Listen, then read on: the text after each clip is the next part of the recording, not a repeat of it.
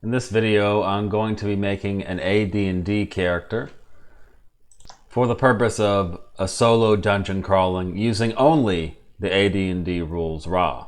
Raw meaning rules as written. Now, strangely, the method on how to generate ability scores for the character, which is the first thing we're going to do, is in the Dungeon Master's Guide.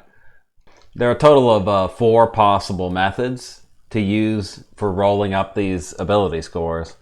Now, it's difficult for me to determine on the face value which method would yield the highest ability scores on average.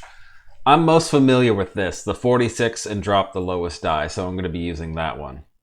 So on a virtual tabletop, like I'm using Foundry. The notation you use is like this: drop lowest 1, double brackets, and then you just do it 6 times, so 2, 3, 4, 5, 6. And we have our scores. Now we can assign these scores to whichever stats we want. Now, unfortunately, I couldn't find any form fillable sheet, so I'm just going to be typing it in this character sheet, which looks the fanciest and is most well organized. Player name. Sadly, I was unable to get that to work, so I'm just going to fill it in using a Microsoft Word sheet instead. Okay, and the race we're going to be is human. And the class we're going to be is magic user, just to try something different. So, with that in mind, we're going to put one of the 16s into intelligence, as that is what spell casting is based off. Now the real issue here is where I'm going to put the 9. I'm inclined to put it in strength and just have beasts of burden and other hirelings to move around the loot and what have you.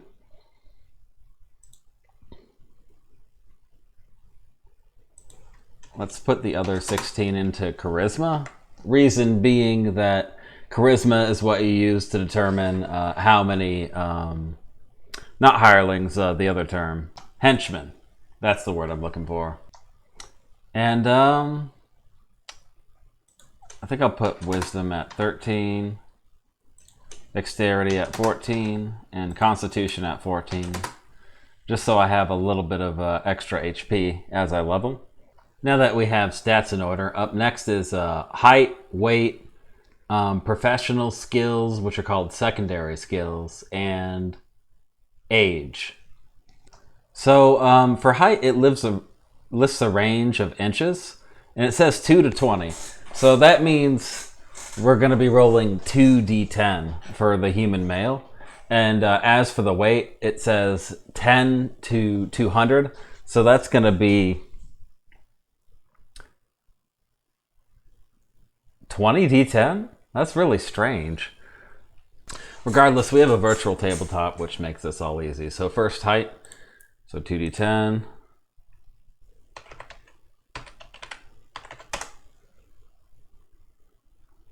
Okay, so that's 7 more inches above the base, which is, for humans... Okay, I was mistaken. So the height and weight tables, apparently we have to use the index for a lot of stuff here, but the height and weight tables are page 102. Okay, here we go. This makes a considerable difference. So we have your average height, and that's in inches, of 72 for humans, okay? So, strangely, it says plus or minus, and I don't see any indication of which one to use. I want to do this as rules as written as possible. Is there any indication of whether it's plus or minus? Let's see. For average height percent, roll dice, 1 to 30. But that's determining the average height roll. Yeah, so what I think this means is that you roll a d100, and if you roll these numbers, it will be under the average. If you roll these numbers, it will be the average. And if you roll this, it will be above the average.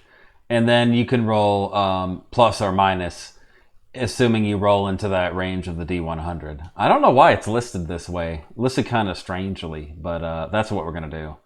Okay, so let's roll that d100. 34, so that puts us in the average range. So 72 inches is 6 feet. Okay, 6 foot tall average human, mutant human gigatrans. You know, if you're not, if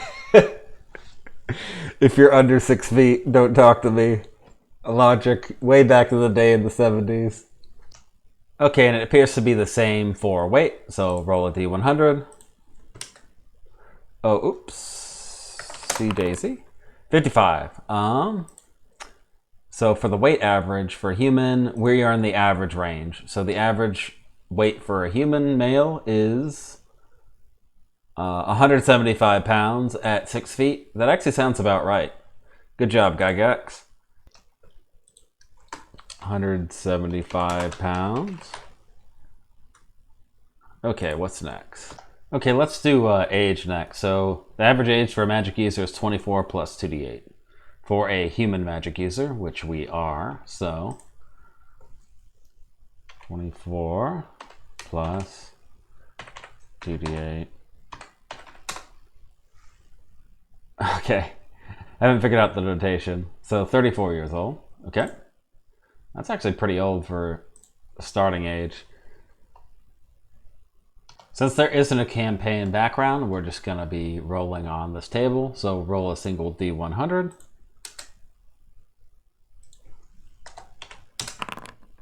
So 60, which is a trader slash barterer. That is absolutely perfect. The die, to determine a second skill is known, roll on the table. If the dice indicate the result of 2 skills, then assign a second appropriate one. I see we didn't get that result though, so we're just going to be the trader.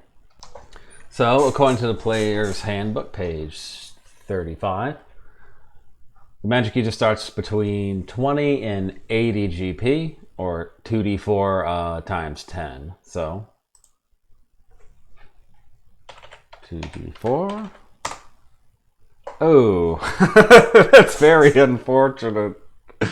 So that's 30 GP to start with. That's gonna be problematic. Let's put XP and GP at the bottom, because that's going to be the most modified. GP, start with 30. Thankfully, I don't think magic users need to buy a lot of equipment, so I'm just going to be spending it on pure manpower, I think.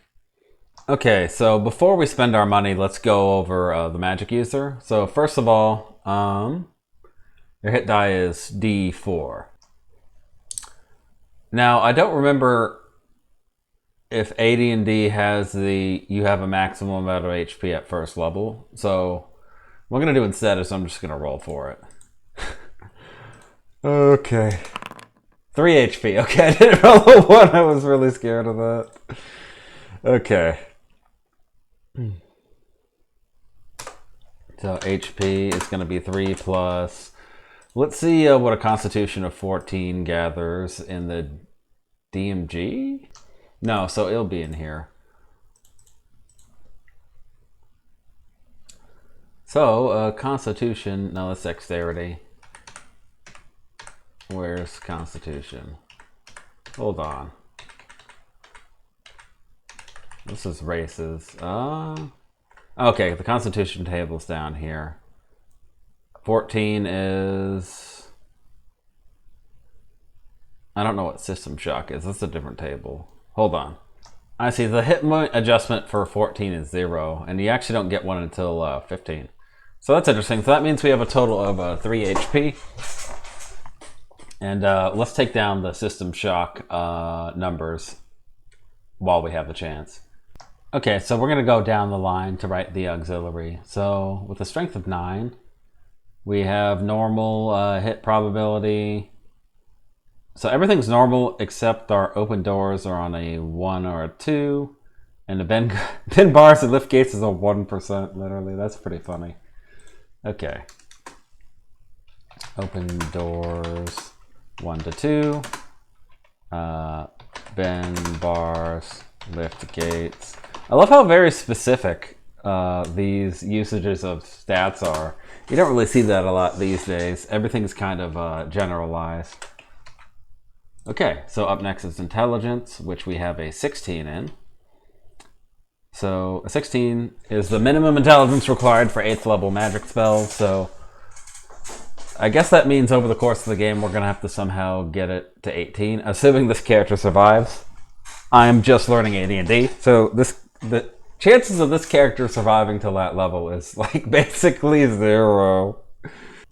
And so we also get, it says possible number of additional languages. I'm going to have to double check to see why it says possible number. I suspect it's related to your race. Yeah, non-human characters are typically able to speak more languages than human characters.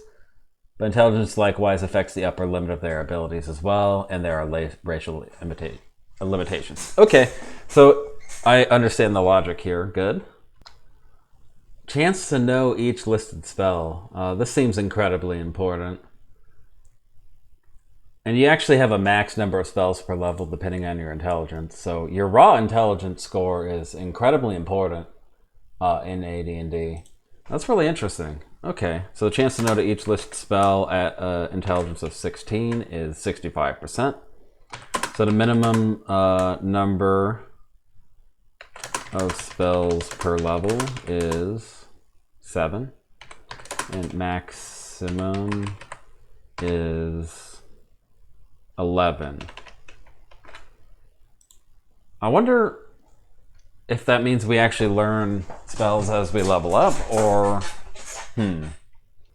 I see. So you actually check the number of spells you have per level as you level up. Chance to know each listed spell pertains to the percentage chance. Yep, okay. I seem to just understand it from the table, which is good. Let's see, so you roll the percentage die to see if they learn the spell.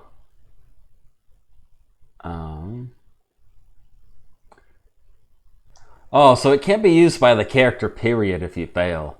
That's fascinating. I think this is how they will differentiate each magic user from other magic users. And you kind of have to deal with what you get without having to have like 8 billion specialized versions of the mage. That's really interesting and kind of simple and elegant way to do it. I see. So you get another chance if you don't get the minimum number of spells. So it's always better to have a higher intelligence, of course. And if you can permanently increase it by whatever means, you get to go through again. So that means that you still have a small chance to actually be able to try it again. So you aren't totally screwed, but there are still consequences, which I like. Right, so you can still copy scrolls and copy stuff from enemy spell books and what have you to fill up the remaining number of spells.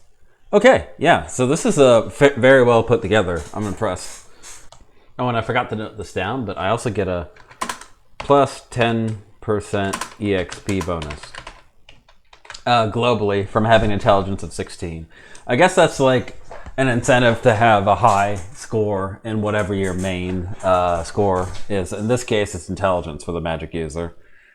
I think that's a handover from basic D&D. And before I do spells, that's going to take a while. Let's see what other adjustments. So we have a dex of 14, so there are no adjustments. Hold up. Okay, so no adjustments for dexterity, wisdom. 14 is no adjustments. Or actually 13 wisdom, but either way.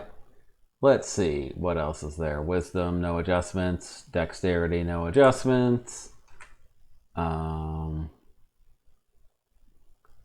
Let's see, I'm not a thief, so that doesn't matter. Already have Constitution. Okay.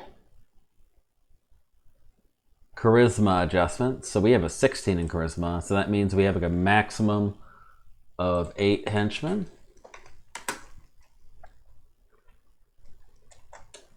Maximum 8 henchmen. And they have a loyalty base. I'm guessing this is a percentage to determine how loyal they are to you of plus 20%. And a reaction or judgment of plus 25%. So I'm guessing reaction is like how well people react to you upon first meeting. Let's see. So henchmen are permanent retainers to the player character. So, you know, it's solo, but I'm not doing it all on my own. I'm just a first level magic user, so I probably get 1 or 2 spells a day, which means that I'm going to have my men do most of the work. And with this, I have a pretty sizable party. Okay, so technically we're supposed to do race immediately after stats, which we already did. We decided to be a human. Humans don't have any limitations when it comes to class or any other adjustments, since it's considered the base race, which makes perfect sense.